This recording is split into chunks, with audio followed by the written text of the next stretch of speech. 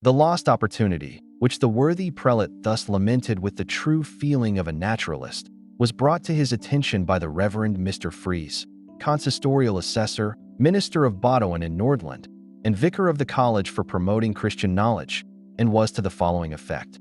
In the year 1680, a crake, perhaps a young and foolish one, entered the narrow waterway that flows between the rocks and cliffs in the parish of Ulsterbrook, although the usual habit of this creature is to remain several leagues from shore.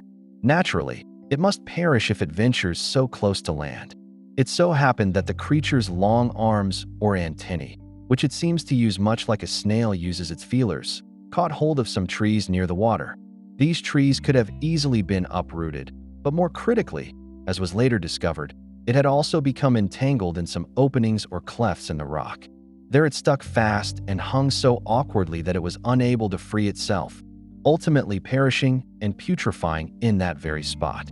The carcass, which decayed over a long period and filled much of the narrow channel, rendered the passage nearly impassable due to the overwhelming stench. The Kraken has never been known to cause much harm, except, the author quaintly notes, to those who perished and could not return with the tail. I have heard of only one such instance, which occurred a few years ago near Fredrikstad, in the Diocese of Agerhus.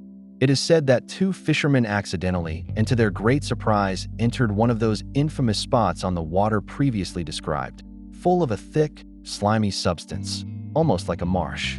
They immediately tried to escape, but had no time to turn quickly enough to avoid one of the Kraken's horns, which crushed the bow of their boat. They barely managed to save themselves on the wreck, even though the weather was perfectly calm. For these monsters, like the sea snake, never appear in rough weather. Pontoppidan then examines stories of floating islands that appear suddenly and vanish just as quickly. These accounts, often accepted as true, are particularly mentioned by Luke Deebs in his description of Faroe. These islands in the stormy ocean, he writes, could not be real floating land masses, as they would not be able to withstand the violence of the waves that break even the largest vessels. Our sailors have thus concluded that such delusions could come from no source other than the great deceiver, the devil.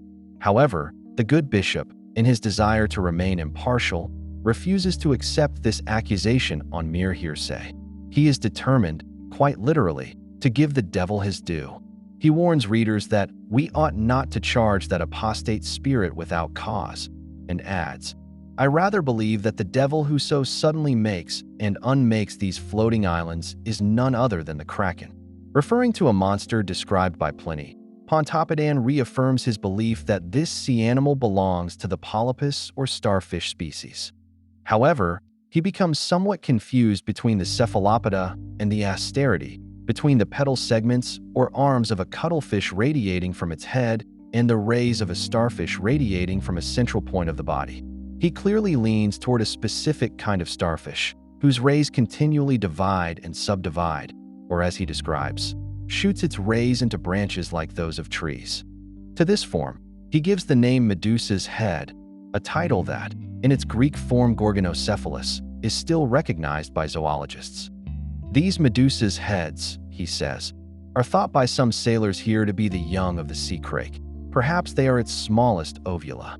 After examining various reports about the Kraken, he reaches the following conclusion. We learn from all this that the polypi or starfish include, among their many species, some that are significantly larger than others and, by all accounts, are among the largest inhabitants of the ocean. If the axiom holds that size does not alter the species, then this crake must belong to the polypus kind, despite its enormous dimensions.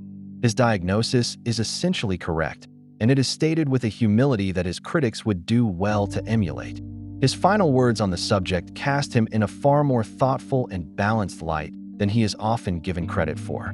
I do not in the least insist that this conjecture is true, he writes, but I willingly submit my suppositions in this, as in every other doubtful matter, to the judgment of those better informed.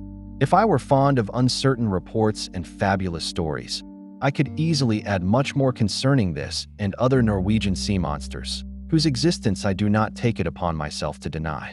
But I choose not to undermine accounts I believe to be true and well attested by mingling them with uncertain tales.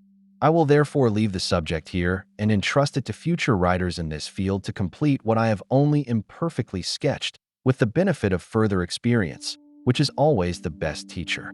It is easy to recognize in Pontoppidan's Kraken the form and habits of one of the so-called cuttlefishes. The appearance of its numerous arms, which it uses to gather food and which seem to thicken as they rise above the surface, is exactly what one would expect from a pelagic species of mollusk lifting its head out of the sea. The narrator's description of the water becoming murky and thick, thought to be the creature's excrement, aligns precisely with the known behavior of the cuttlefish when it expels the contents of its ink sac. The strong and distinctive odor mentioned is, in fact, characteristic of this secretion. In some species, the musky scent is especially pronounced. In one particular octopod, Elodone muscata, the odor is so strong that its very name is derived from it.